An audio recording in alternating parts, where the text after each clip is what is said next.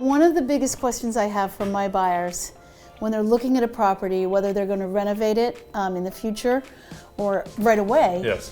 is it a weight-bearing wall? Everybody wants an open floor plan. That's all I'm hearing. There's a lot of concerns about weight-bearing walls and all that. So can you share with me a couple of the options that people can use if they want to open up the floor plan to make it look this fabulous? So yes, this was a weight-bearing wall. We chose to go with the steel beam that allows us to have the ceiling height flush all the way through, so there's no drop beam. Another option would have been a laminated beam, an LVL, that would have been a little deeper. So the advantage of steel is this steel is only 7 inches, where an LVL would probably be 12 to 14 inches, so you would have to have that drop header. So what's the price difference of the LVL and the steel? The steel was about $2,000. If we did the same thing in LVL, you're probably looking at $400 or $500. Then labor is about the same, maybe a little bit more for steel. What's the time frame really if I have a client that just wants to combine 2 rooms and they want to open this up and put a steel header in? Maybe a week to 10 days.